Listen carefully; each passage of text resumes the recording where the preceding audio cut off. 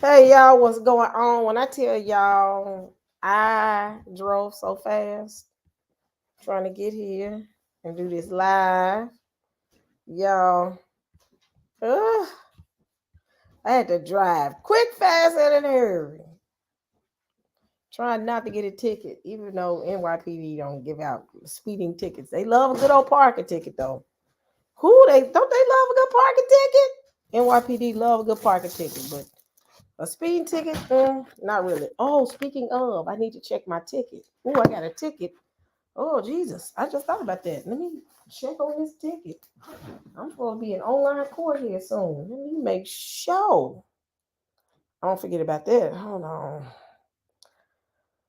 Oh, y'all, my life. It just hit me when I said that. I was like, wait, I got one speeding ticket. I need to get taken care of. So let me set a little alarm for myself to Rio. Don't come over here and start nothing now. Oh my gosh. Here I go, y'all. I'm finna get started. I'm getting started. I'm finna get started. Let me, let me, hold on. Set a little alarm for myself so I can go ahead and get that ticket taken care of. Ouch, ouch, ouch. Hold on. And then we can get started. Rio, don't you start here. I'm not in, don't start.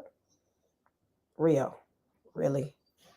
Let me see. Set an alarm for myself at let's see, 11, 10, let's see, 10:45.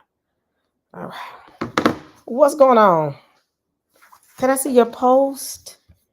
Let me see. I can see everybody's post. Yeah, I can see your post. I can see your post. What's going on, y'all? What's going on? What's going on? Y'all been chilling. Y'all been watching what's going on. I know y'all have because I have.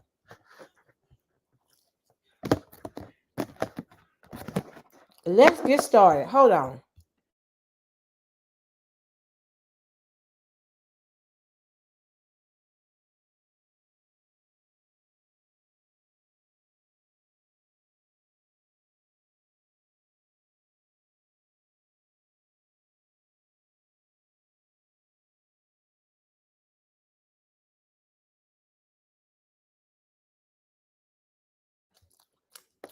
All right, let's get started, y'all. Let me move this food out of the way real quick so I can get started.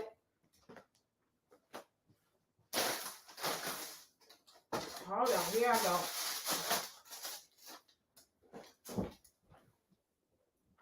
Let me get my water. And your friend got us dinner, even though it's 10 o'clock at night. She got dinner for the house. Isn't that so sweet? She got us some chicken. Okay. So she said, update me, sis. What I gotta update you on? I did update you. Ain't you yeah, you a mod. Update you with what? What I gotta update you with? Hey, Andrew, you said update me, sis. Update what? She'll tell me in a minute. Let's get started. Who all we got? We got everybody in the house. Go get Brew Queen so she can be involved. I know I hope she ain't sleep. Let's get started. Y'all, there's so much going on right now. It is so much going on. So we got first things first. Let me go to my little playlist. I created a playlist so I can. So before I get started on this, let me do this really quick so I don't get hit with a strike.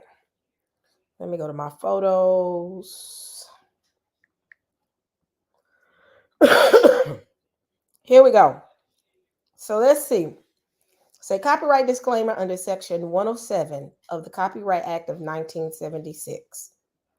Allowance is made for fair use for purposes such as criticism, comment, new reporting, teaching, scholarship, education and research. Fair use is a use permitted by copyright statute that might otherwise be infringing. Fair use in the back room. Say it with me, everybody. Let's say it together. In your living rooms. Fair use. Y'all ready to go? Y'all ready to go? Let's get started. So let's start with this first one right here. Y'all, they hit the Hezbollah leader, Nasrallah, Hussein Nasrallah. I hope I'm saying that right. IDF did. Well, right now they're in a situation where they're right now in the middle of a war. So you got that going on. But right now, Israel is bracing themselves for a retaliation coming from Iran. So everybody's kind of scared. And I think Hezbollah is Lebanese, but Lebanon and Iran, all of them are kind of like working together. So with that being said, all heck is getting ready to break loose. So I'm gonna play what I was gonna play yesterday before the brothers got on and they start acting buck wild. I'm gonna go ahead and play what I was gonna play yesterday, and we're gonna talk about it. Another thing we'll talk about is the chemical plant in Georgia, Carnias. I think that's how you say it. Carnias, I think that is say it. Georgia had a chemical plant. Welcome, Sheila. Had a chemical plant explosion, and it's chemicals in the air, pretty much. So we'll talk about that. We got a lot we got to talk about. Let's go ahead and let me share.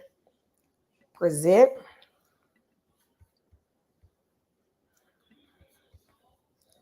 I'm going to start with this one. I was going to talk about this yesterday, but the brothers was just cutting up sideways. So, and we have to stop for that young man. And I hope he's out here. Great 202, who is OT only. So, shalom, Sheila. Shalom. Jay Hostile. Eric. I heard you, Eric, on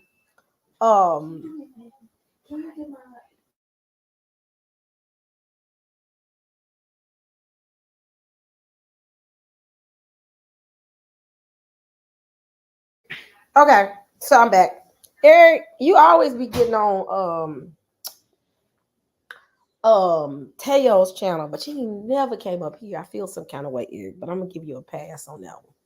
I heard you today on with Yacoba. I said, oh, Saints be getting up there with Yacoba, but won't come up here with me. That's all right, Eric. That's all right, Eric. You on my list. Let's get started though, y'all. I'm finna hit the play button. We're back with a Fox News alert. Israel launching more strikes on Hezbollah in Lebanon overnight. After a massive strike on the group's headquarters in Beirut that the IDF says killed the Hezbollah leader, Hassan Nasrallah.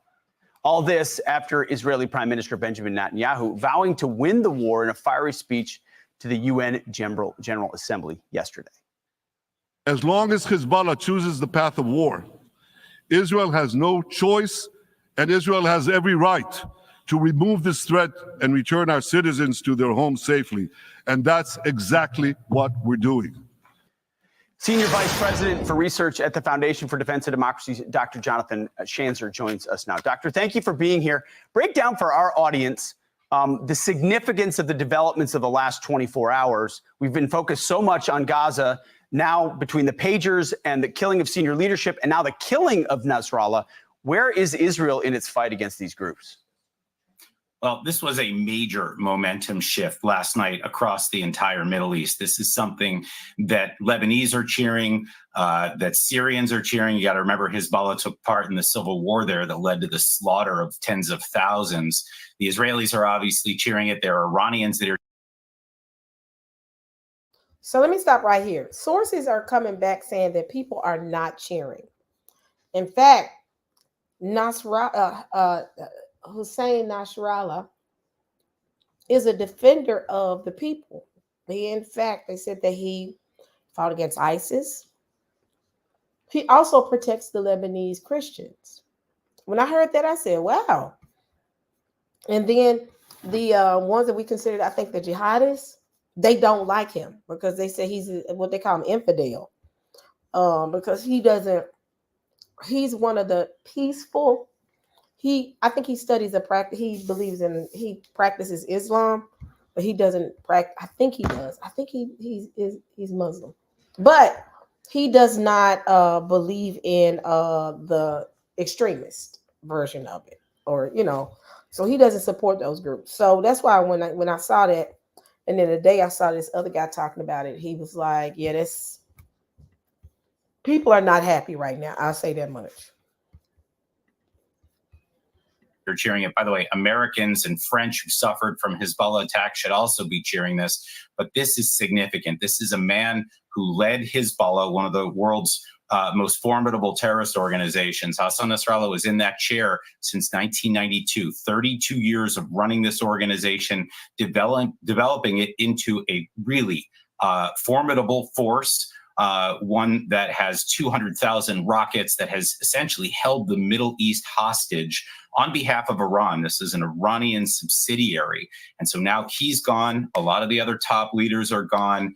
The Israelis are now openly mulling a possible ground operation in South Lebanon to finally take care of the threat that I think you rightly note has gone unnoted here in our media. Hezbollah has fired something like 8,000 rockets, missiles, and drones at Israel since October 7th. It's a war in its own right. And you finally see the Israelis turning the tide after 11 months. It's really a remarkable day. Unlike Hamas, which is tied to Iran and its goals, Hezbollah has been a client state of Iran from the very beginning, founded by the Iranian Revolutionary Guard to be an extension of their fight against Israel. What does Iran do now? What is their calculation? That is really the $1 million question. You know, when you're watching the media in the region right now, everyone's waiting for an official response from the Islamic Republic. There is supposed to be a speech coming up soon by Ali Khamenei, the supreme leader, so-called supreme leader of the Islamic Republic. Last night, the Iranians were, threatening that the Israelis had opened up the gates of hell and that they were coordinating with Hezbollah, promising that there were leaders waiting in the wings to fill the shoes of Hassan Nasrallah. But I got to say, when I look around right now at what Hezbollah has left in terms of leadership, I don't think there's a lot there. I think right now that the Iranians look like they've been beaten, at least on this front. But you've got to remember also, the Iranians have been fighting Israel on 7 fronts. They still have Shiite militias in Iraq and Syria that can be deployed. They've got the Houthis in Yemen that can be deployed. The Iranians have, of course, their own ballistic missiles and drones that they can fire. They did back in April. They can do it again. So this is a big moment. The crazy thing is, they're celebrating. But what they don't realize is Iran ain't a small weight to deal with. They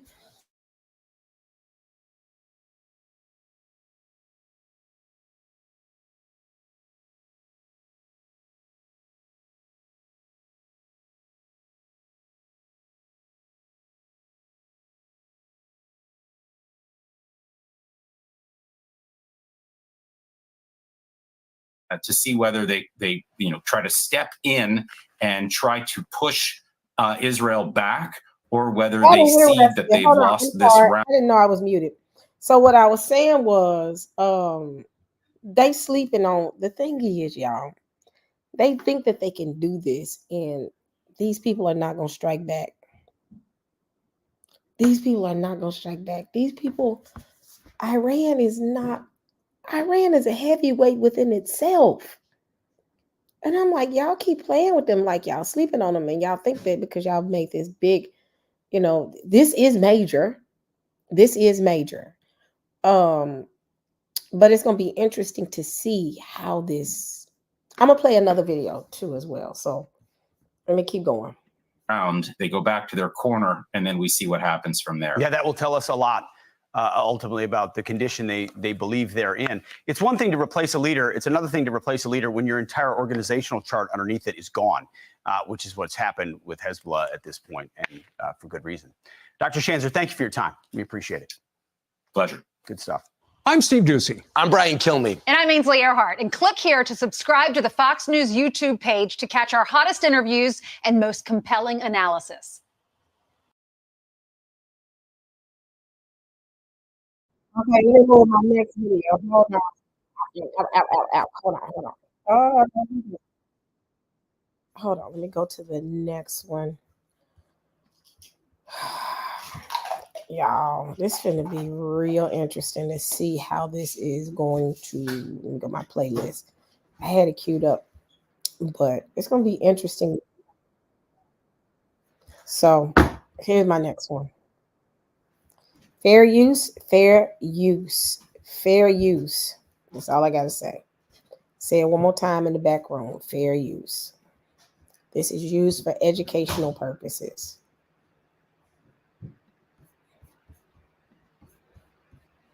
All right, Mike and Eric, for more than this now, let's bring in former Israeli Prime Minister Naftali Bennett.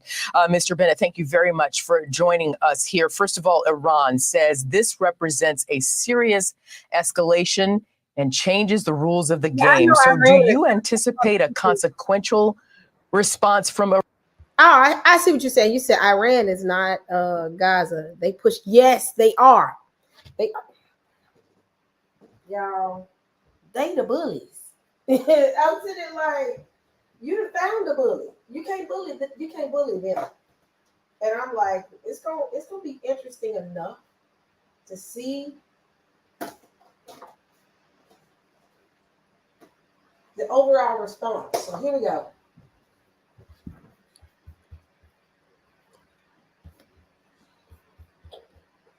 Iran, or did Israel send a strong message to Iran to stop while you can? Well, our actions send the message. I think what we've seen over the past few hours is that Israel's iron fist can reach anywhere in the Middle East. And I think the mullahs in Tehran see it. And I think they're now understanding that if you mess with the Jewish state, we hit back powerfully, and we will no longer tolerate anyone who's threatening our people. Okay, meanwhile, Nasrallah is dead. So I ask you, can a decapitated Hezbollah still forge a formidable fight? Also, is another IDF ground incursion in Lebanon imminent? Or is... Oh, they was very strong in saying that to Iran. Iran is a heavy hitter. Heck, U.S. is scared of Iran, being honest. And he looked at that camera, and Iran is looking at him like, all right. We got that firepower for you. And I'm sitting there like, y'all, stop. Hold on. Is there a diplomatic off-ramp? Well, I want to clarify what our objective is. Our objective is not only a ceasefire, only for Hezbollah to recuperate. Right now, Hezbollah is temporarily paralyzed, almost paralyzed. We hit them bad. We killed their CEO, Nasrallah. We killed their board of directors. We killed their executive management. And whoever conducted the pager attack also took out much of their mid-level management. So right now, Hezbollah is in shambles, but that is temporary. If we let up, then they will ultimately be able to recover and threaten our northern citizens again. I want to point out, for the past 35 years, they've been making our lives hell. They've killed scores of Israelis. They killed my best friend. Over the past year, they killed dozens of Israelis, including 12 children playing soccer. So what we need to set as an objective is to permanently remove the threat of Hezbollah in the north. So does that mean a ground incursion is going to be a part of that maneuver? That's a possibility. There's a couple of ways to achieve it. I trust that the IDF knows how to get that done. Okay, we'll move on. We're 8 days from the horrific Hamas terror attack in Israel, the day Iran tried to stop normalization. I heard somebody have a question mark in the pager attacks. You ain't heard about the pager attacks. Has everybody, if you've not heard about the pager attacks, put no in the chat. Put no in it. Where are you going? Have y'all heard about the pager attacks?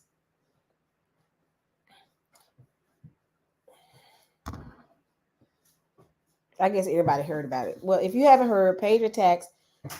Israel had a strategic attack, I think, on y'all, was it Hezbollah, where a certain type of pager was exploding, and it was okay. Y'all know. I'm gonna play this real quick. When I get done with this, we're gonna go to the pager attack. So, between Israel and Saudi Arabia. Now, this morning, Republican Senator Lindsey Graham had a message about this. Let's listen. To my friends in Israel, to my friends in Saudi Arabia, Bibi gave a great speech about the benefits of the deal. I've gone over since last April 7 times trying to help this administration normalize between Saudi Arabia and Israel. Do not give up. Do not let Iran win. Do the deal. So I ask you, is a deal to end the Arab-Israel conflict going to get done? I hope so. I think that sort of deal where we create an alliance of the positive countries and the moderate countries in the region, the Saudis, the Emirates, Bahrain, Egypt, etc., in order to fight and repel the horrible axis of evil of Iran, Hezbollah, Hamas. And I think that now with Israel on the offensive, we need to set a very clear goal.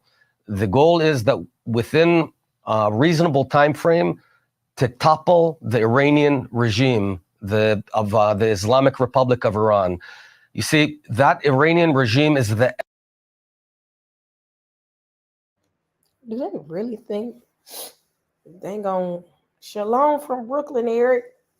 But do they really, really, really, really think that they gonna topple Iran? I'm just sitting here like, hey, do y'all really think? Yeah, Iran ain't no joke. Like I said, the U.S. is scared of Iran. That's why they trying to send Israel over there to fight it, because they're scared. So this should be interesting. Epicenter of all our problems in the Middle East. And it's despised by its own people. The Iranian people hate their regime. It's incompetent, corrupt, mean. Now, there comes a point where the saints just stop believing y'all. And this is the point where we just don't believe. Back in the day, they could fill us with that propaganda. They hate Iran. Them folks don't hate their country. Them folks don't hate their country. And the thing is, they think people are stupid now. We're going to fall for it. Like, they're an evil regime and their people want them dead. No. Y'all done this too many times. The thing is, they working from the same playbook. They're working from the same playbook, and folks now are not stupid anymore.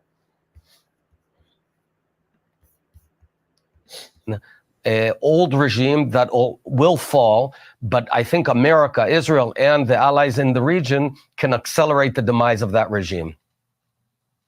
How do you do it, and what's a reasonable time frame? Well, you do it not necessarily with war, but you use a bunch of tools similar to what was used against the Soviet Union in the 80s. And I'm talking about economic sanctions, diplomatic sanctions. I'm talking about empowering the people of Iran who go out and protest. And every time they protest, the Iranian regime turns off their internet. We can take care of turning it back on. There's a lot of things that we can do to empower the Iranian people to overthrow their regime. And I want to make one more point. Over the past 30 years, and especially the past year after October 7th, our enemies thought that Israel has lost it, that the Israelis are weak, exhausted, not willing to sacrifice anymore, that we've lost our edge. And I'm here to say very clearly, Israel is a nation of lions. Our people, thousands of people drove down on October 7th to defend brothers and sisters, and many of them lost their lives. The state of Israel has shown that we are willing to... He's getting on my nerves. Oh, he's getting on my nerves. He bothering. Oh, he bothering. He just really getting on my nerves. Oh, you see the lies oozing from him. Oh, I can't. Sacrifice. We are willing to fight for freedom. We are willing to put our ideals on top of our material considerations, and we've not lost our edge. We can be clever, sophisticated, surprise our enemies, and it's only begun. So my point to the region and to our enemies, we're back big, and we can make the Middle East a much better place. The lions are roaring, no doubt. Colonization. Ding, ding, ding, ding, ding. You see the end of this saying, you team with us. We can make the Middle East a better place. That's colonization. That's the goal. You know that's the goal, y'all. You know that's the goal. You know that's the goal.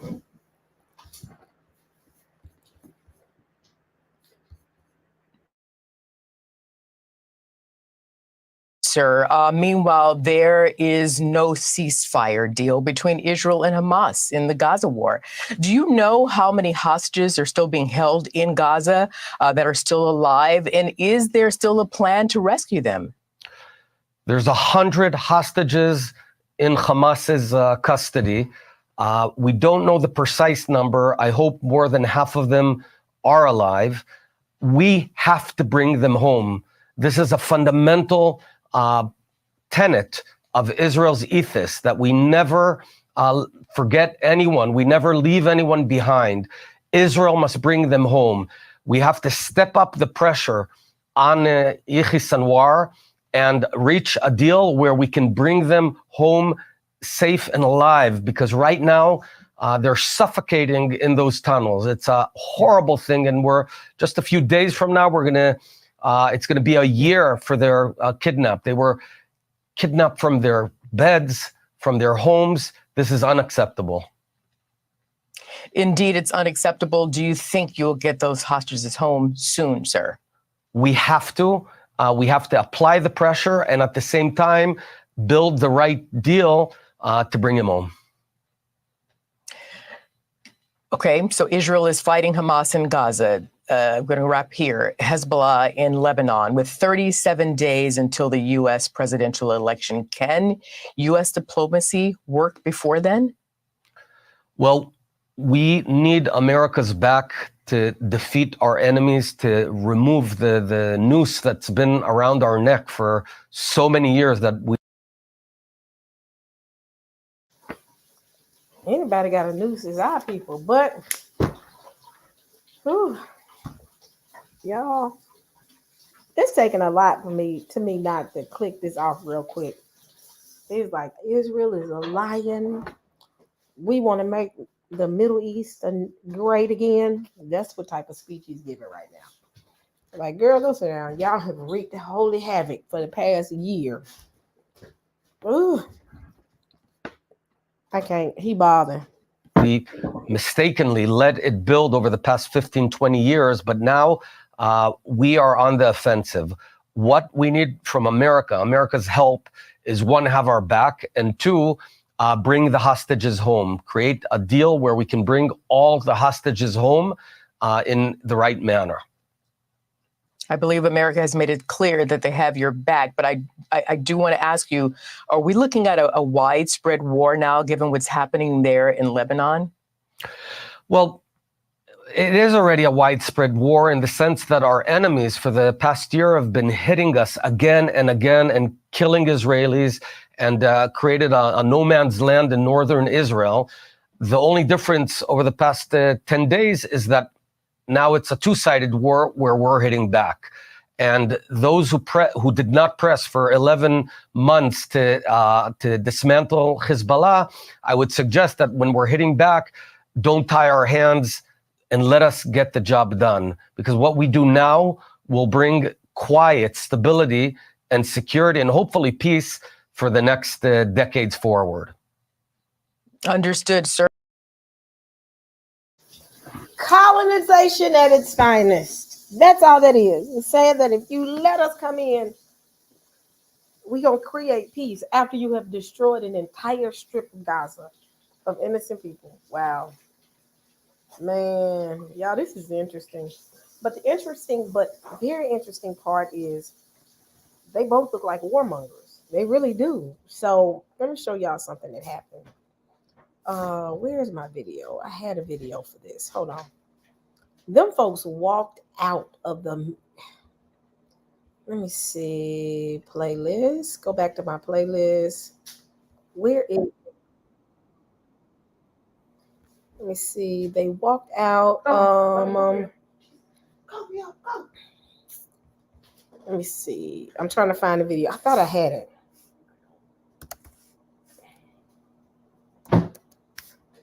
There we go. UN.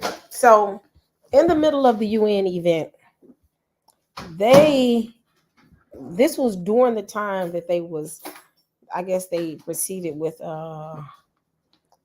going after Hezbollah. This was going on.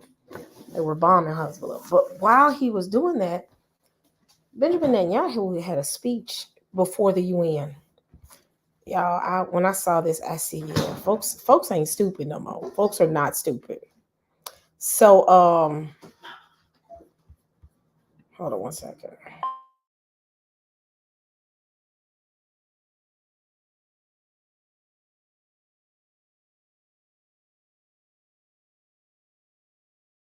I'm back.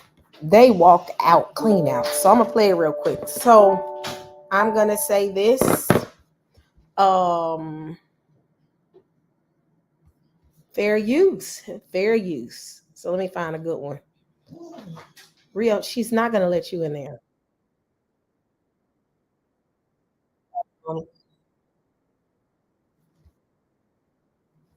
Okay, fair use. No.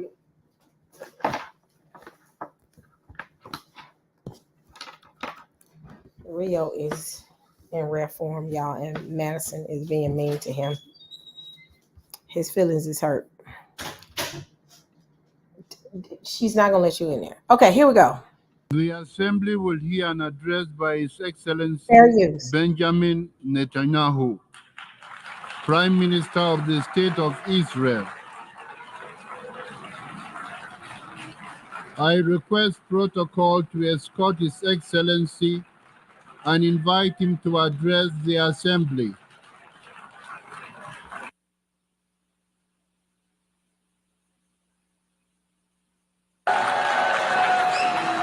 Order, please. Ladies and gentlemen, order.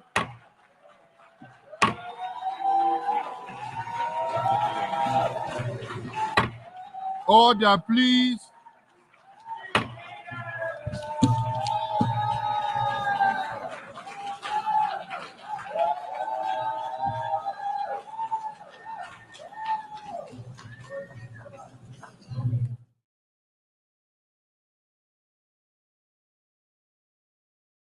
Now keep in mind, he was pissed off. He had a few words for him. He was real mad at him. He was mad, and they said that he kind of lashed out at him.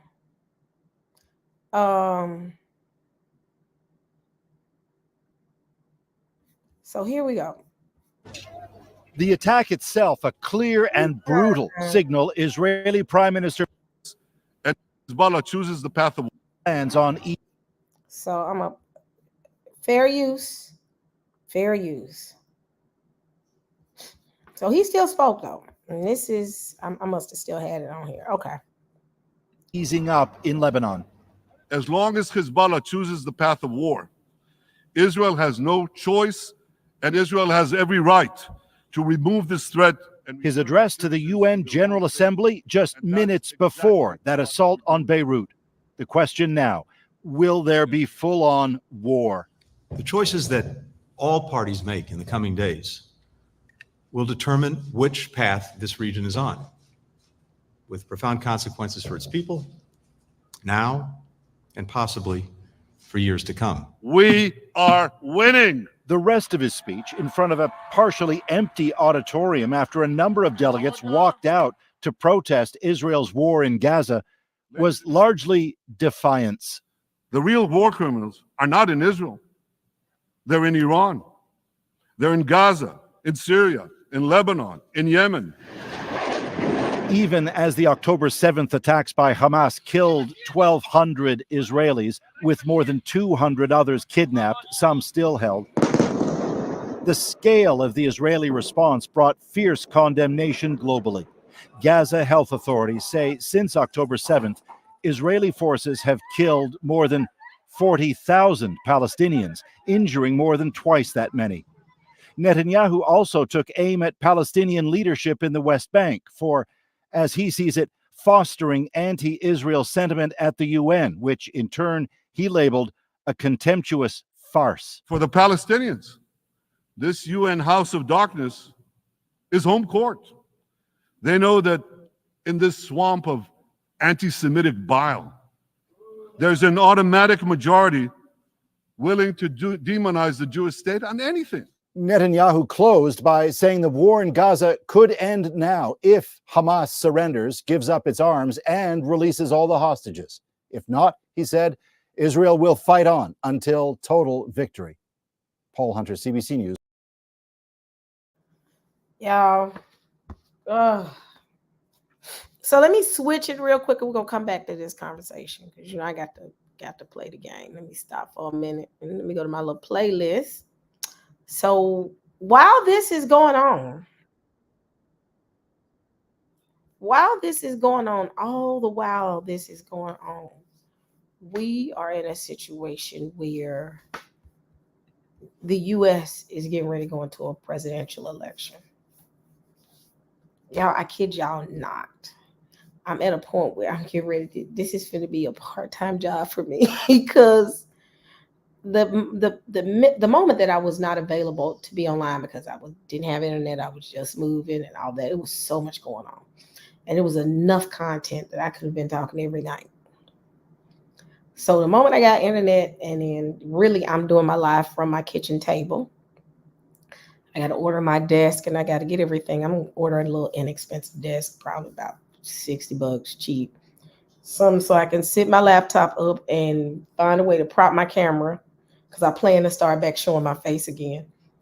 So because that's a connection. I really believe that for the past 2 years that I've not shown my face because, my background and my apartment was really, really, really, really, really, really small. That it was like that connection. So I'm gonna start back showing, my face so y'all can see the expressions and all that. I'm bringing my mic back because this is finna be, the next 3 months are gonna be the most interesting 3 months that we probably have ever seen in our entire life. That's gonna top even the super flu. Because the sequence of events that are going on right now, all at one time, in parallel to each other, that it's like 1 minute you plug one hole in the boat, another hole is open, and you plug another hole in the boat, another hole is open. You plug every hole, a new hole comes about. And the thing is, it has to be talked about ultimately. But going into this presidential election, people are pissed off. Let me just say that Americans overall are the angriest I've ever seen them. And even when you read the history books, being patriotic is like out the window right now. People are pissed because, one, they're watching their country take their tax dollars and send it over to Ukraine, send it over to Taiwan, send it over to Israel, and people here are homeless, giving the money to immigrants, giving money to immigrants, and the citizens are homeless. And right now, the U.S. right now is, citizens are at their wits' end. They're at their wits' end. And what's really going on is you got one side, which are people that look like me, that are rooting for a president because she's a woman and they say she's Black. Candace Owens already spoke about that. But that all of a sudden, when it's time for her to run for president, all the AKA stuff just fly. They just she's AKA. Everything is just Alpha Kappa Alpha. When she was vice president, when she was running for president, she did the whole HBCU thing. But the moment she got in office, you didn't hear nothing else. And now she's doing it again. HBCUs. Howard is just like, yes, first female president is gonna come out of Howard. First black female president gonna come out of Howard, and she is and she's a part of the very first sorority, black sorority that started on Howard's campus. I know that because I wanted to be one at one time in my life. I was working to be one, but the Lord saw otherwise. He said no. And it ain't like they didn't want me at the time. It was just couldn't keep my grades up because I was in some boy's face in college, and then got pregnant. When I got pregnant, I got pregnant. I was getting married at the same time, so I couldn't. Always when it was time for me to do it, it never happened. Something happened where I couldn't. It wasn't that I didn't have access. I could have done it, but I couldn't every single time. So, with that being said, I know a little bit of the history behind the organization. She's actually affiliated to one of the biggest and most, I want to say it's the hardest sorority to get into. AKAs are very hard to get into. You dang near have to, it's not an easy one to be a part of. Even if you look at the history behind it, and when I really start looking at the history behind it, they really did the paper bag test. You had to be light skinned just about, but as time progressed, you had darker skinned women. Per se, I've heard about the paper bag test, and I was like, wow. And when you look at Kamala, she look a little biracial-ish, and she's a part of that organization. Keep in mind, the first Black female sorority starting on the Howard's campus. It started on Howard's campus. Yeah, it started on Howard's campus. Yeah. Now all of a sudden it's just everybody at the divine nine. You got Qs stepping, you got alphas doing this, you got the sigmas, you got the zeta, you got all of them. I ain't never seen this much camaraderie amongst the sororities and fraternities in my entire life. So now they're building there. She was this and just build, and I'm sitting here looking like, have y'all ever really did that due diligence in the background of her, who she is, her parents and all that. So Candace Owens just broke the whole seal on what's been going on over there. But you got our community over there that's 110% rooting for her. And I'm like, she said she was not going to create a bill just for Black people. She's already said that. She doesn't really have an economic plan that can make you just say, wow, that's great, fantastic, you getting us out the hole. She didn't say none of that. That's all she's done is wave her Black flag. And what's crazy is if you wave the Black flag, people run to you. You ain't got to have an agenda, no plan, nothing. But if you wave it, I'm Black, everybody running and vote for you. And they understand that's the playbook. If they Black, they gonna vote. That ain't how it is anymore, though.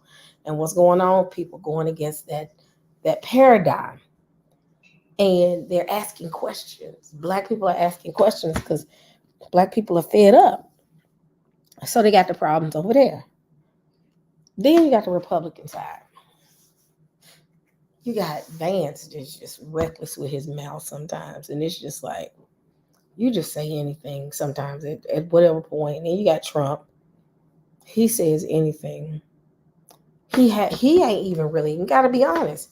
For those who are diehard Trump fans that are watching me, he's not really giving a plan. Max, let him in because he is really about to have a fit. Hold on.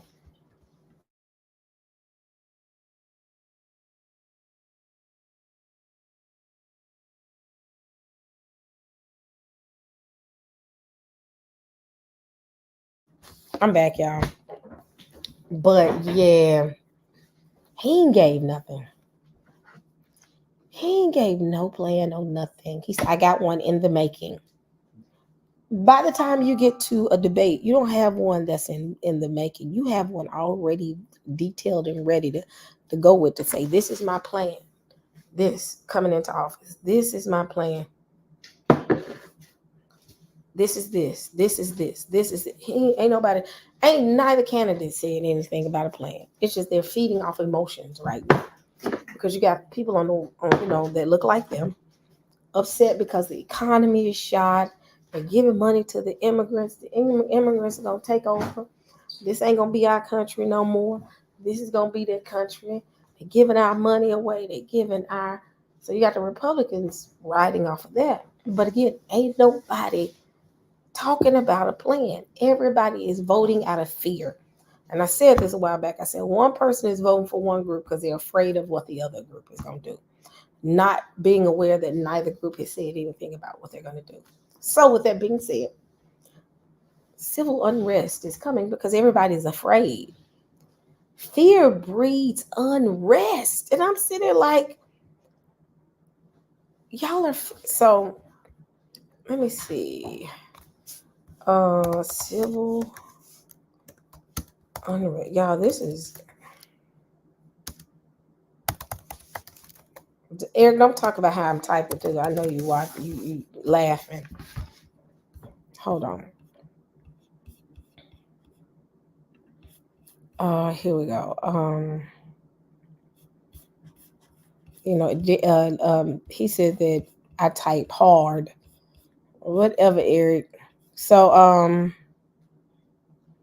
here it is. Hold on.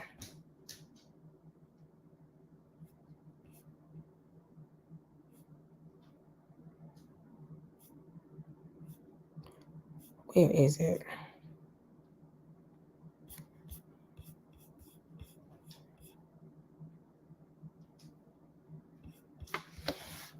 Where's my video? Hold on, y'all. Bear with me. I had everything queued up. Hold on.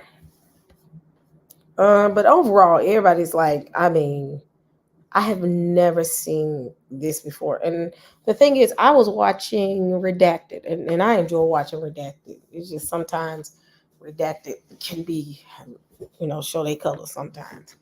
But, when you get past all of that, they're bringing up great points. What is this race going? What is going to be the outcome of this race? What is going to be the outcome of the country? So civil unrest. Here we go. Let me see. Where is it? Here we go. This came out a month ago.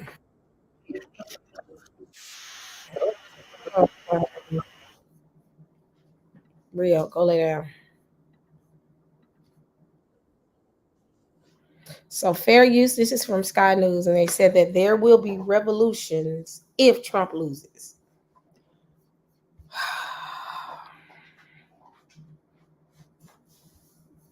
Is Eric laughing at me because how hard I'm typing? I am so unbothered by Eric.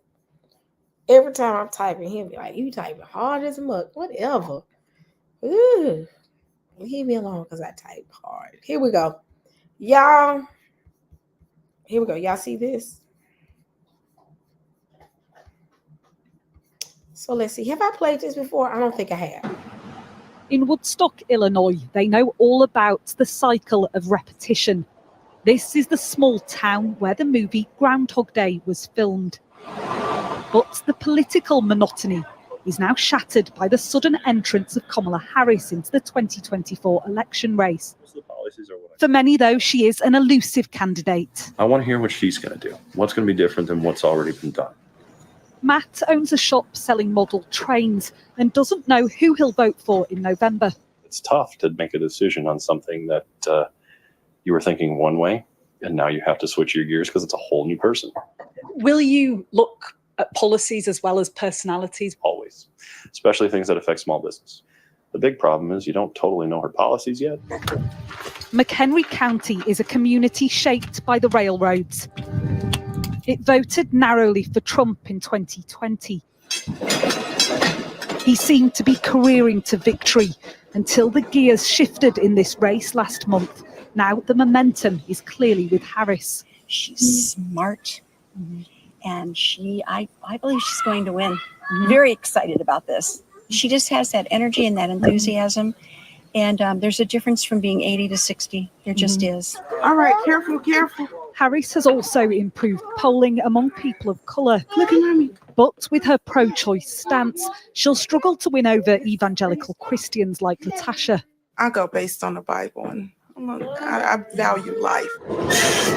You're not going to vote for Kamala then just because she's a woman? Oh, no, because you could be wrong.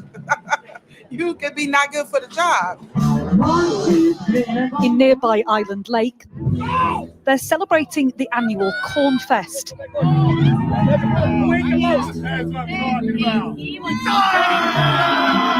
But as quickly as the winner of the eating contest is crowned, the deep divisions in this community are exposed. She's not a good candidate at all. She's frankly dumb as a stump. She's not very bright. You see her do her word salads, and she just can't articulate a thought. Who do you think is going to be in the White House in January? I truly believe Trump will be there. I really do. You think the same? Yeah. If it's not, we're going to be in trouble. Yeah, I think so. This is the last great hope. Yeah. And I think she will destroy it. Civil war, there'd be a revolution. You think that'd be if he's not in or if he is in? I guarantee if they steal it, there'd be a revolution. Y'all see that? I really want to do something here before the election, but I got to do it behind the back room. So I got to pick a day that I have some time to devote to just sit down and play some stuff that I came across that I know if I play on YouTube, they are going to strike the mess out of me. So y'all, this is going to be, I may play it the day of the event, but y'all, I'm telling y'all, they mean it. I can understand if we have not seen any evidence of civil unrest. I'd be like, well, maybe they a bit extreme, but we saw it. Who would have known January 6th would have happened? January 6th was for the books. We had never seen that. Had never seen that type of situation. Had never seen that type of civil unrest. January 6th changed the game and made people realize that these folks ain't quite as asleep as you think they are. So you don't think after January 6th, these folks ain't finna go for another round? They are not playing. We the people own plenty of firearms. There's more gun owners than enlisted servicemen, and they are not going to go against patriots. I don't care what color camouflage comes after me. If you're going to try to put me in a detention camp or try to re-educate me, I'll kill you. I just think what you're saying about the potential for people taking arms and being violent, that's quite scary. This is the holy war in the United States. We're fighting for God by voting for Trump. It's a scene setter which shatters the genteel of this event. Tensions are clearly boiling under the surface here, 10 weeks until an election where the true stakes cannot be known. Martha Kellner, Sky News, McHenry County, Illinois.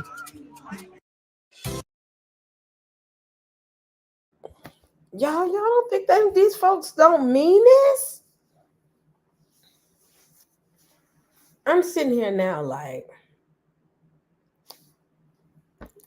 these folks, one, are used to having access. They're used to having access.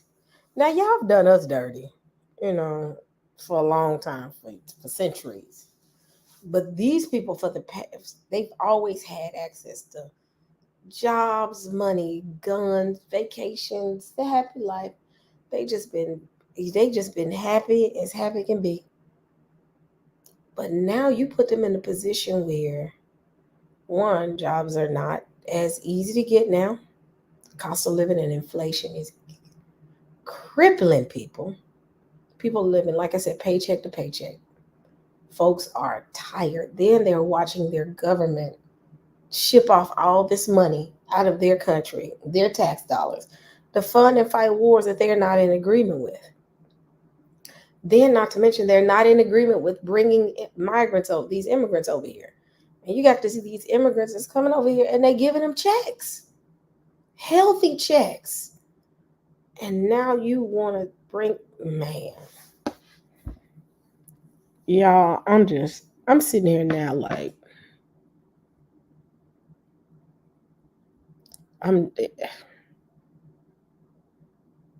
they gonna lose it. That's all I gotta say. They're gonna lose it. And there's nothing that, so with that being said, let me see. There's another video that I wanted to show. This is it's the same one. Hold on. And you notice they're not putting a lot of videos on YouTube talking about civil unrest. If you notice, it's not. There's not a lot of videos, and they're doing it on purpose. But yeah, it's gonna happen. Let's see. They're even reporting this within. So let's see. My internet is doing some weird stuff. So now you got that. Then you got the war. Then keep in mind, we're not even gonna talk about the weather right now. The weather right now is so unpredictable. That is ridiculous. You got I was talking to a couple of people, and there's a couple of people in our community that have been impacted by this hurricane. So y'all just keep everybody in your prayers. I don't know if they want me to say their names, but I know who some of them are. So y'all just keep, some of the people that are dealing with the hurricane. Very interesting part of this hurricane is the hurricane went more inland than I've ever seen it. I ain't never seen it go into Atlanta and wreak havoc like it's wreaked havoc in Atlanta and in Georgia and in Virginia and in Tennessee. Tennessee is not even a coastal state. Tennessee is an inland state. So I'm like, this is crazy. This is crazy. So it's a lot going on, and a lot of people are pissed off. And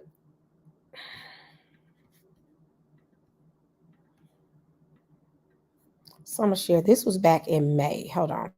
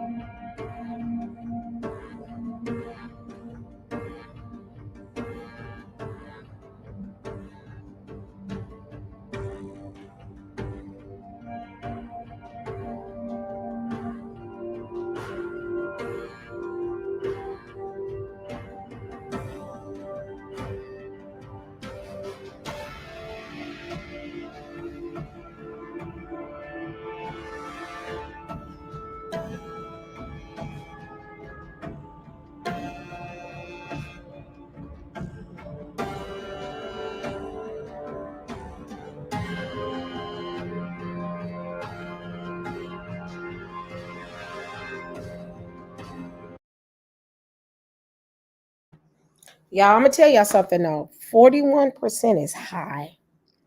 41% say that we could potentially have a civil war.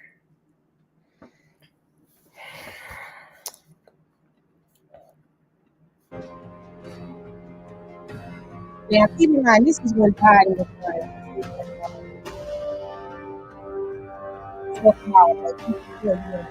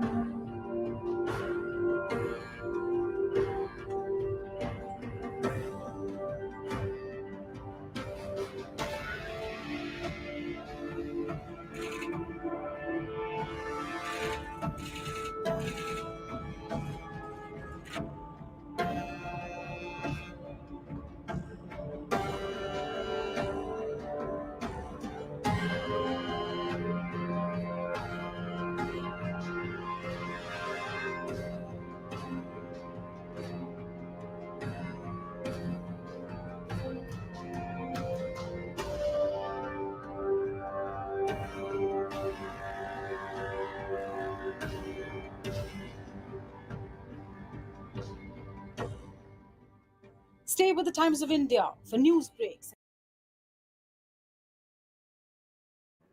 Fair use again. Fair use. This is are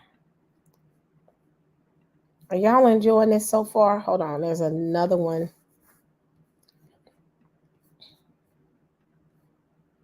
So have y'all heard that they think that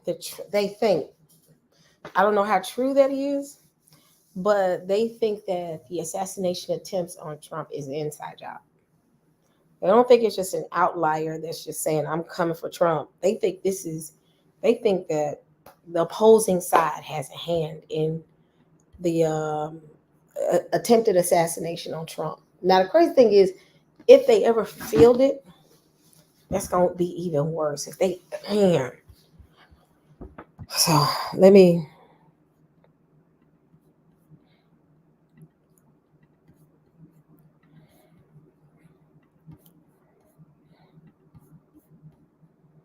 Service once tonight, the Secret Service once again facing scrutiny. Two law enforcement officials telling NBC News an agent in Vice President Harris's detail has been placed on administrative leave for allegedly groping a Harris staffer.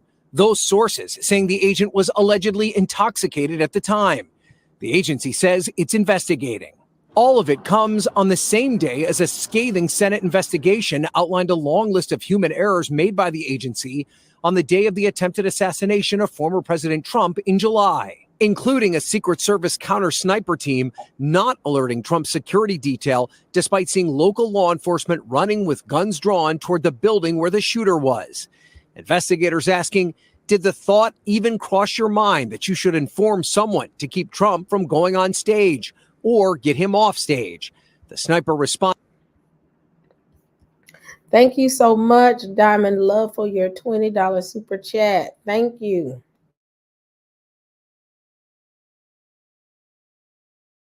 The thought did not cross my mind. There needs to be a house cleaning and management, not just in the but the policies and practices that be conservative. A Secret Service spokesperson said the report was in line with the agency's internal review. All this while the Trump campaign says that U.S. intelligence officials have briefed them on the ongoing Iranian threats against the former president. Tom? Thanks for watching. Stay updated about breaking news and top stories on the NBC News app or follow us on social media. Eric, Israel for Israel. Thank you, Eric, for your super chat. Even though you be laughing at me because I be typing so hard, but thank you, y'all. If they get him, you might as well count it a wash. They finna go to these folks finna lose their mind. They getting ready to lose their mind. Rio, really, Rio? Rio says thank you as well. This is crazy. All the while, you got everything going on with the migrants, which have y'all heard that in Chicago they about to go to war almost. They said Chicago Venezuelan gangs and Chicago gangs are about to go head. They about to fight it out. They about to full fight it out. So this isn't a good look. This is definitely not a good look. Nor is it people don't feel safe anymore. And people are not going to feel safe anymore. People who are going to be leaving to go vote. Literally, some is just telling me something is going to pop off. Something is going to pop off outside of their control. So, hold on. I got another one I'm going to show you.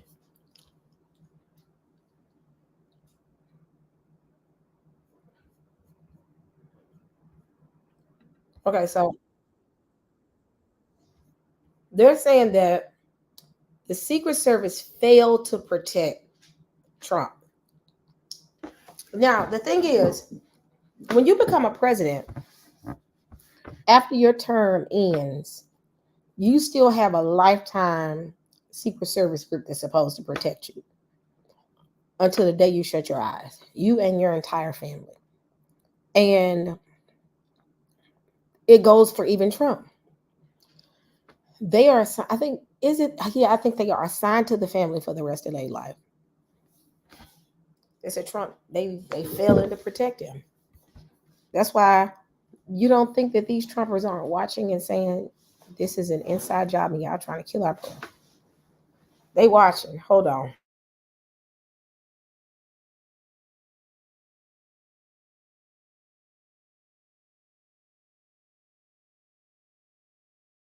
Since Trump rose from under a pile of Secret Service agents, blood on his ear, fist in the air, chanting, "Fight."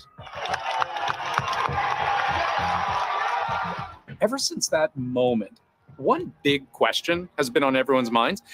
How did someone get so close to assassinating the former president? Well, according to a scathing report published by a bipartisan U.S. Senate committee this week, the Secret Service failed every step of the way. And the whole thing was foreseeable and preventable. Let's go through it. Take a look at what happened.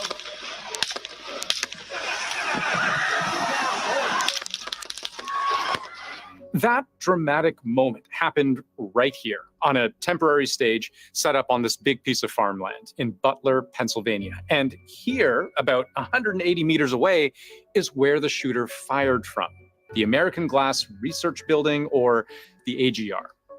A good portion of this report focuses on this one building.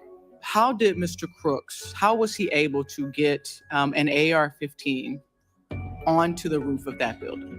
The acting director of the Secret Service has admitted multiple Did y'all hear that? That's crazy. times that he does not have a good answer to that question, and that he personally does not understand why the AGR building wasn't better secured. But what we learned from this report is that the Secret Service knew beforehand that this building could be a problem because local police told them so.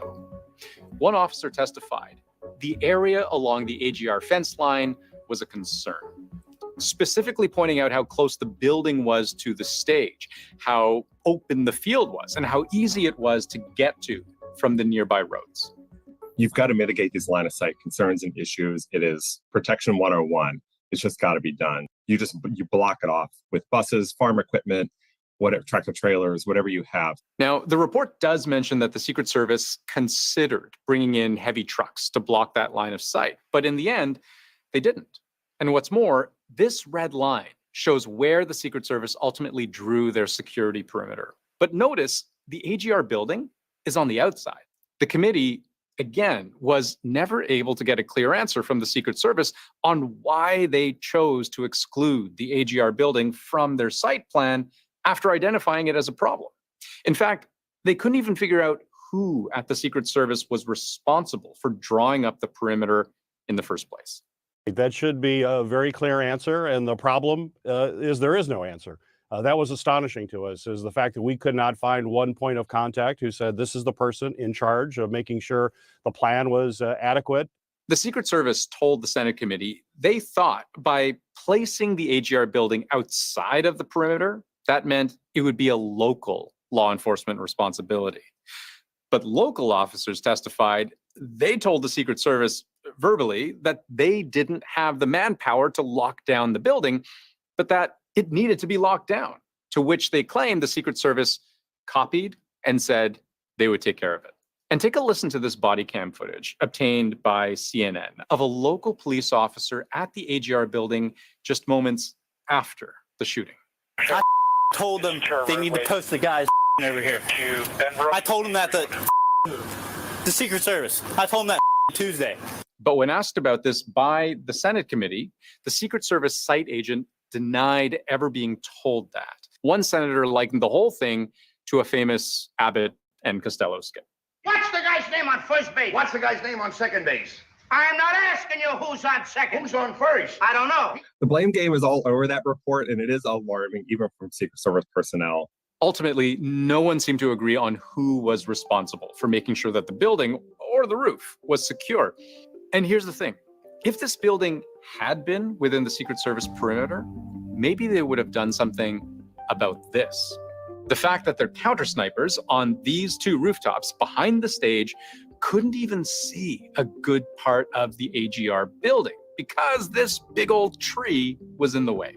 Take a look at this drone footage from the New York Times, which shows just how much it obscures the line of sight.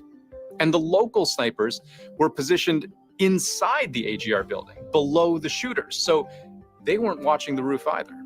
Whether it was Secret Service that should have been covering that building or local law enforcement, ultimately, the buck stops with the Secret Service. I went to the roof of the AGR building where the assailant fired shots, and I laid in a prone position to evaluate his line of sight. What I saw made me ashamed. I cannot defend why that roof was not better secured. When I first joined Honeybook, I was roughly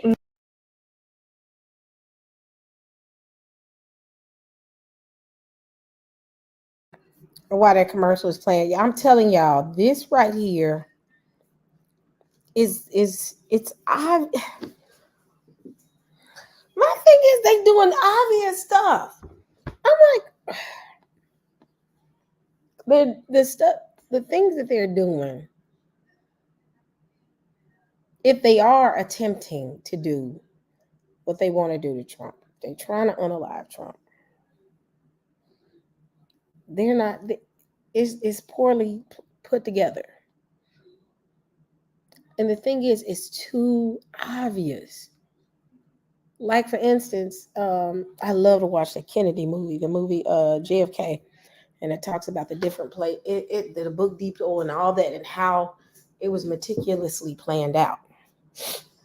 These folks just like go stand on the roof and shoot them, and hopefully you get them. That's what it seems like they did. But I mean, it's obvious. It's very obvious. And this is why I'm like,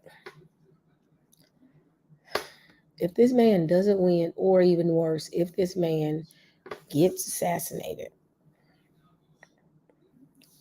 they're going to turn this place every which way but loose. Every which way but loose.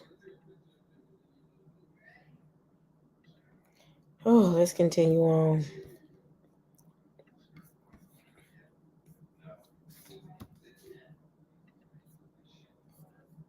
Sure. Cannot defend. What I saw made me ashamed. I cannot defend why that roof was not better secured. Okay, so the roof of that building wasn't secure. That's a huge part of this. But there was also apparently a huge gap in what anyone in the Secret Service was able to see from the sky, which gave the shooter free rein to scope out the area himself. The Secret Service did have one surveillance drone meant to roam above the site, looking for anything suspicious, except the operator running that drone couldn't actually get it up into the air. He told the committee around 10 a.m. the morning of the rally. So this is like a full 8 hours before.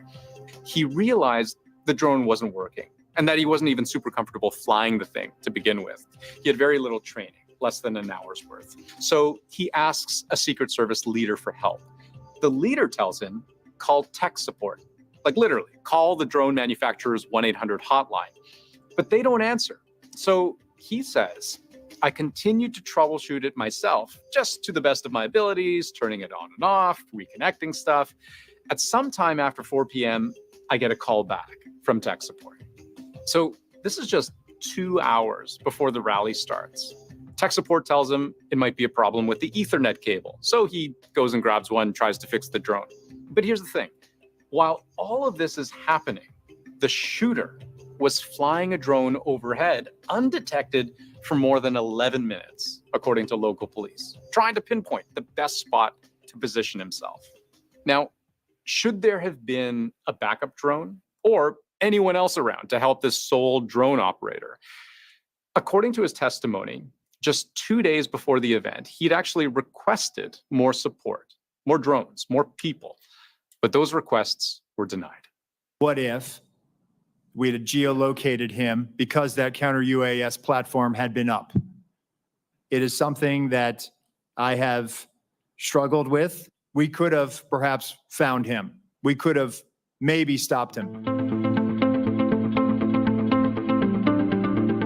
Now, what underpins all of these organizational lapses was the fact that while this was a joint effort between local law enforcement and the Secret Service, according to the Senate's report, they were still acting very much as two separate teams.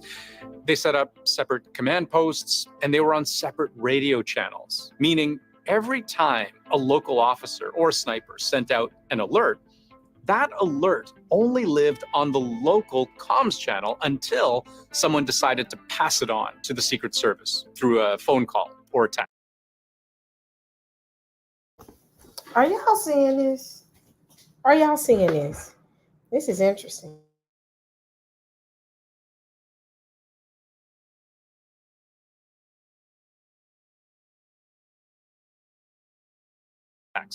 According to the committee's report, the leader of the Secret Service counter-sniper team told the committee, radios are preferred, they're instantaneous, but they didn't have our radios.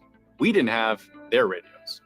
There is not currently the capability for example, state law enforcement, SWAT personnel, or local law enforcement officers to communicate directly with Secret Service officers on site?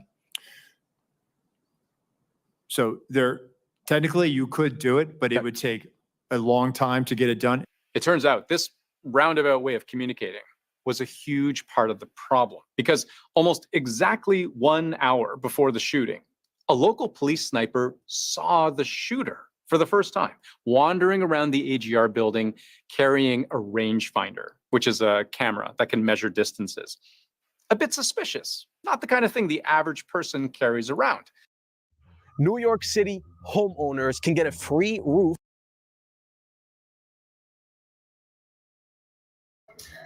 When I tell y'all that I want to kind of stop because I don't want them to hit me.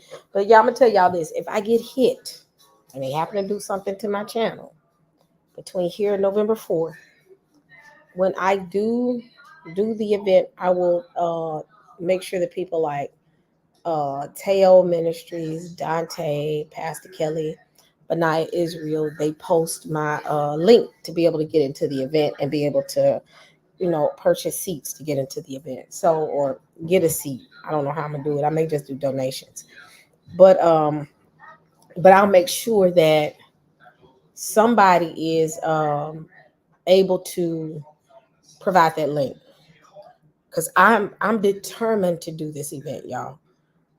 So just in case, make a note and pass the word. And if it happens, I'll go on Teo's channel. See if I can do Dante's, Benaiah's, everybody's, to not to say talk about the events, but to make sure everybody has a blast of the link so that we can have the election night event. But with that being said, as you can see, y'all, that whole thing was planned and staged. It seems as if they were trying to make an attempt. Not to mention the second time. So I drop this in here. Anybody that wants to see, look at this a little bit more. There's a link for y'all to go watch it. So that you can, watch it at your leisure. But yeah, it's obvious that not only once but twice. How do you go for him twice? Let me show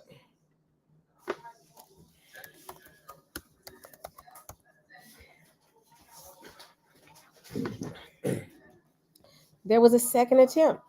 Let me see. Again, Secret Service came up.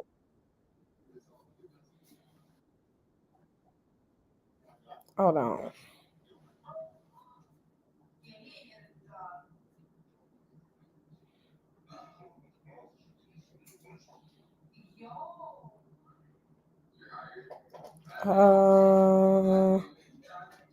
I think this is the hearing for the second one. It may have been still the first one, but the 5-minute rule. And I'm going to recognize myself for 5 minutes of questions. First, we're going to show a video to get things started. The footage you are about to see is from this dash cam of a Pennsylvania State Police patrol car on July 13th. This footage has never been released to the public, and it has been edited to show relevant parts. The video, as you will see from the timestamp in the upper right-hand corner, begins at 18:08 or 8 minutes after 6 p.m. In the first 12 seconds of the video, you will see a figure circled in red crossing the roofs of multiple AGR buildings. This man is Thomas Crooks. You will then see the patrol car begin moving toward the AGR buildings, and we lose sight of Crooks. But about 19 seconds into the video, he reappears. Again, we have circled him in red before we lose sight of him at about 20 seconds later. Now, we cut the video for length, so it picks up at about a minute and a half later at 6:10 p.m. and 38 seconds. Here you will see law enforcement around the AGR building.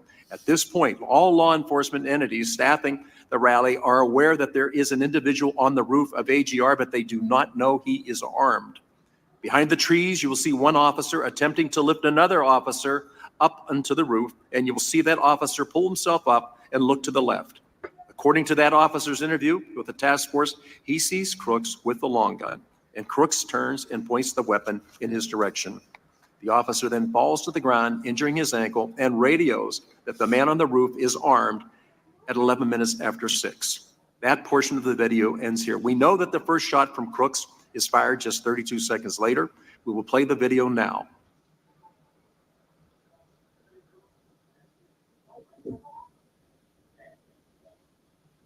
This will take about 51 seconds.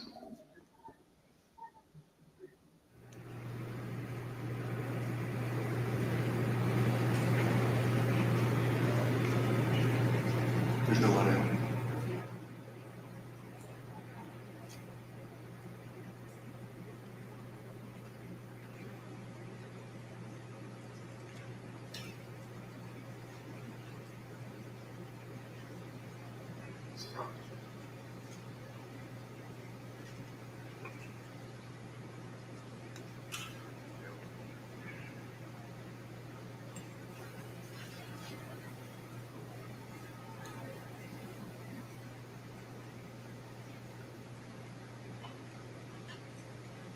I realize it's hard to see some of this, but so Crooks, as he makes his way across the roof, this is, by the way, a Pennsylvania State Police cruiser, and it has the dash cam.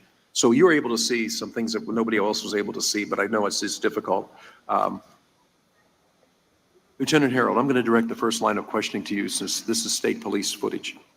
Footage and evidence show that Crooks was on the roof of the AGR building for over 3 minutes before shots were fired. Lieutenant Harold, please describe those few minutes leading up to the shots fired from your vantage point. My position when the shots were fired. I was behind the stage. I can't answer to any questions regarding Mr. Crooks on the roof because I did not have that information. I was behind the stage. It was very loud, and if it was transmitted over our portables, I did not hear that. But I had returned to my car briefly once the former president had taken the stage to retrieve a cell phone that had FirstNet, and then I was returning back to the stage when the first shot rang out. Officer Blasco, same question.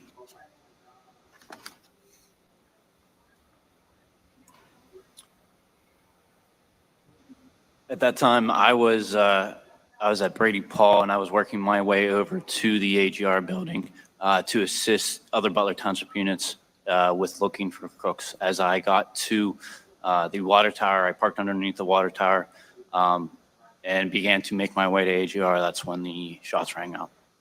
Thank you. Commander Lenz, you were reportedly the first person to call out shots fired over the radio. Were you aware that someone was on the roof or that he was armed prior to the shots being fired? Also, please describe those few minutes leading up to shots fired from your vantage point.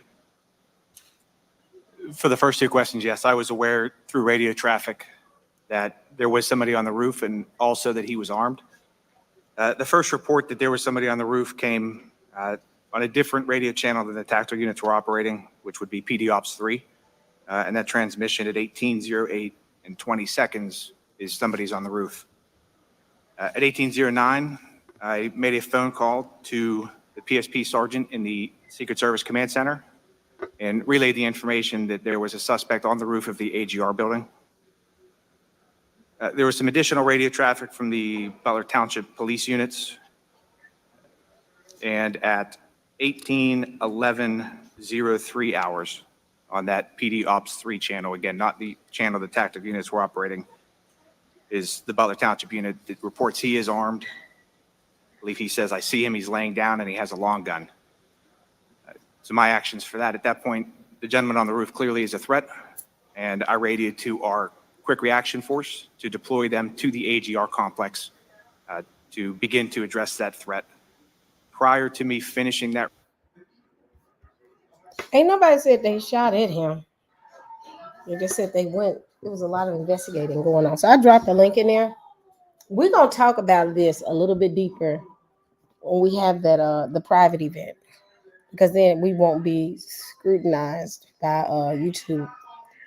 There's so much that you can provide, especially about this stuff where you don't get hit. So this is why I'm like, I'm gonna make sure and have these videos set aside so we can really talk about it. And then just talk about a series of events that happened before. There was a second attempt. And I was trying to, let me go to the second attempt. Hold on. Here we go. So, I mean, it's crazy to think about. Fair use.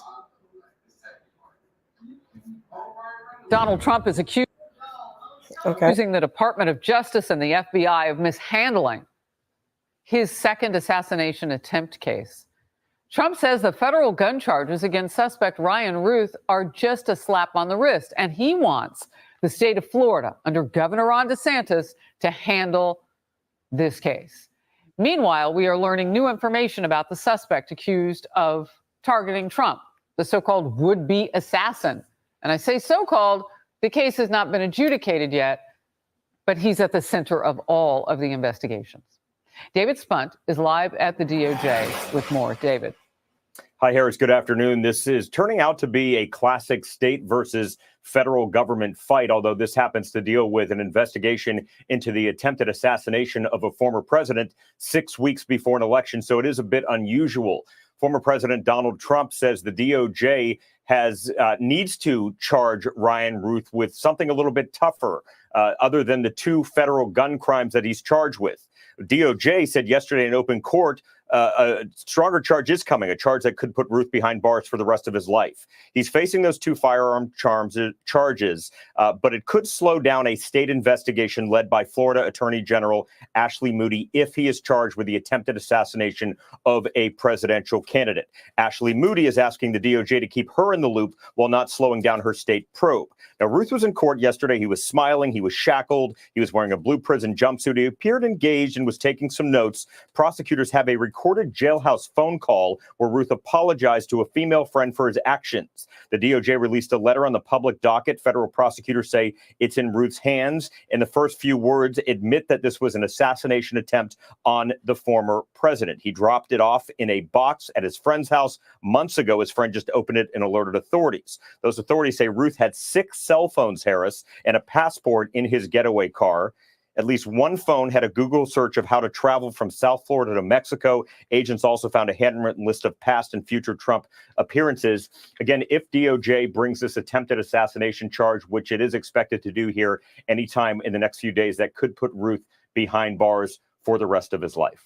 Harris. David Spunt, thank you very much. A lot to dig into. I want to talk about with you, Emily, the difference between, or where the power lies in terms of adjudicating a case.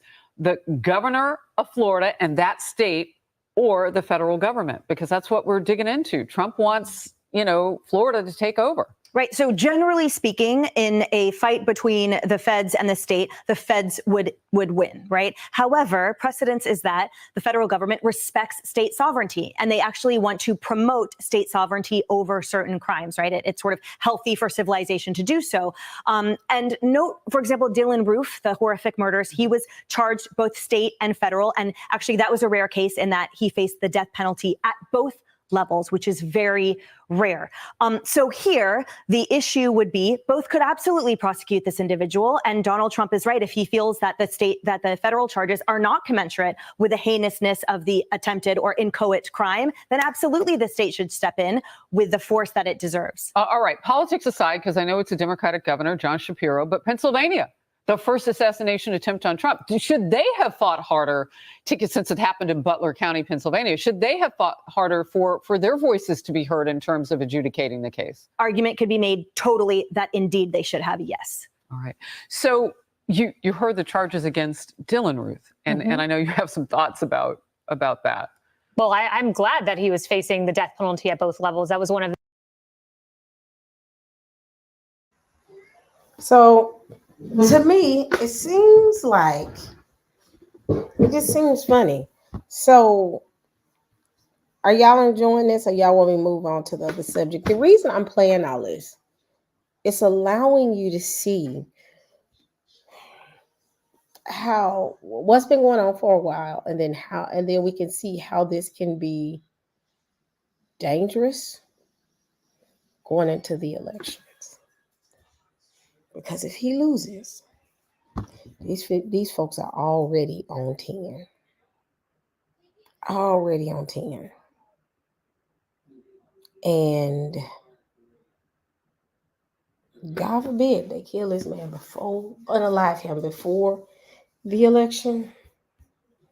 These folks gonna lose their minds. And I'm like, y'all playing a dangerous game with people that are already frustrated, already pissed off, already broke.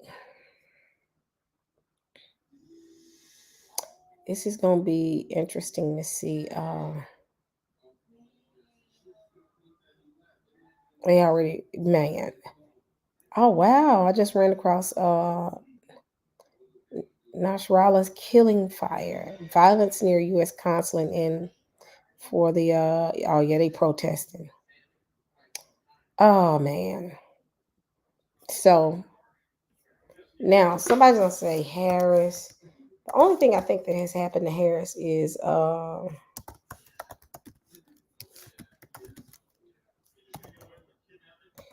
think it was the shooting at her campaign location. There was shots fired in Arizona.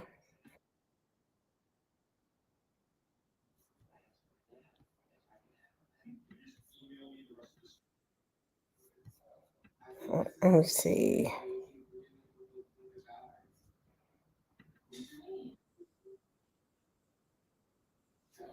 So in Tempe, Arizona, which is already a hotbed right now. Let me share.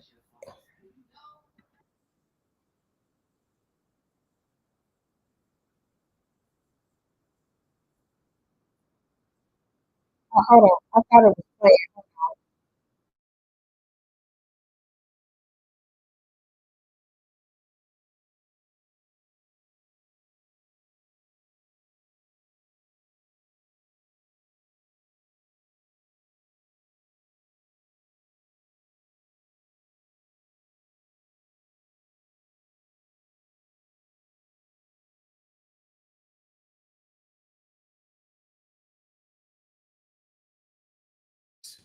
Tonight, police in Tempe are investigating after a Democratic campaign office was damaged by gunfire. Video from the scene near Southern and Priest shows several bullet holes in the door and the windows of the office. No one was there at the time. 12 News received this statement from the manager of the Harris campaign saying, quote, overnight, several shots were fired into our Tempe Democratic Party coordinated campaign office. We're grateful to Tempe police for coming quickly to the scene and are fortunate no one was present or injured. Thank you, Judah, for saying, no, Sister, we need this info. We need our version of redacted. Oh, thank you. I try my best. Y'all, this is going to be interesting. So let me make sure that I do not forget about talking about the Atlanta fires, right? Shift now, real quick, because I don't want to not talk about the Atlanta fires. So I'll play this really quick and we can talk about it.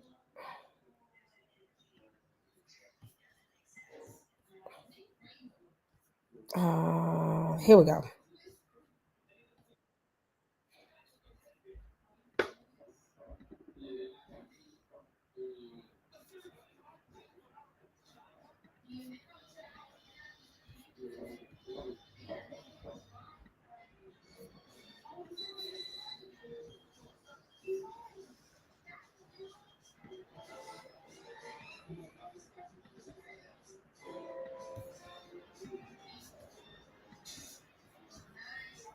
Fire at a biolab company there on National Highway there forces road closures, including I-20 in both directions. Officials say the fire is under control, but evacuations, road closures in full effect, including patients at a nearby hospital. That's why we have live team coverage for you tonight, as this is a massive scene and a huge story. Fox 5's Eric Mock is talking with those who had to leave with a moment's notice. But we begin with Fox 5's Kim Luffler, who's been following this story all day for us. Kim, you spoke with officials not too long ago. So what can you tell us and show us?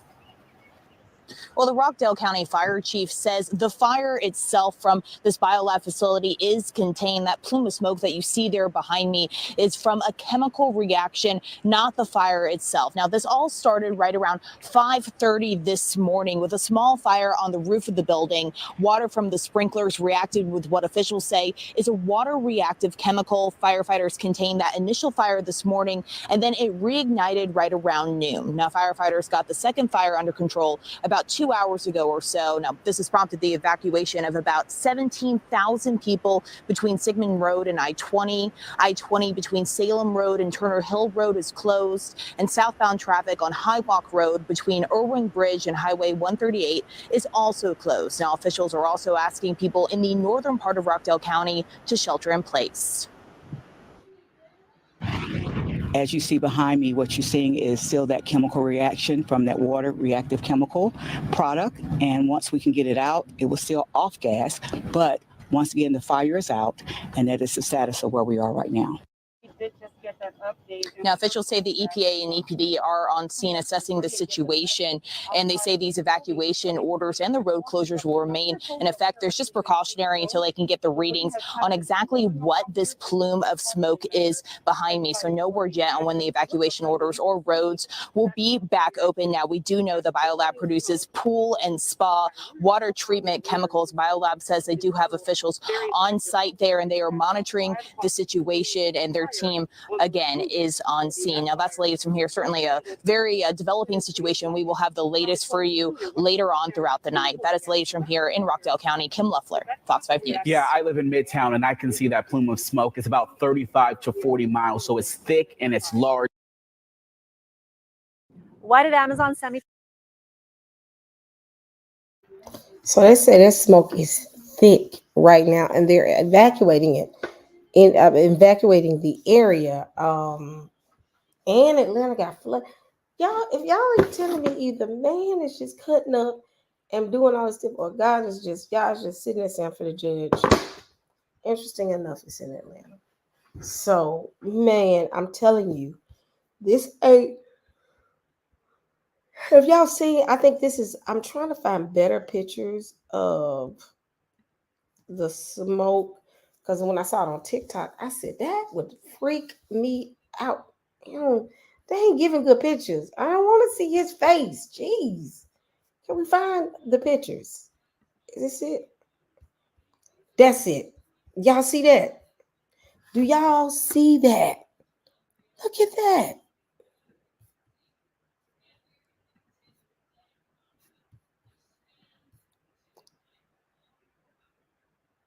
Y'all see that? I want to play that again. I don't watch it because I ain't get. Y'all see that?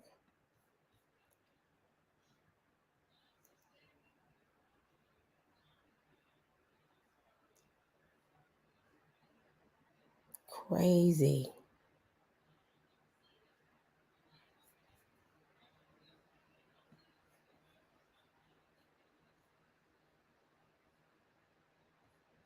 Y'all, you got to be careful out here in these streets. I'm like, so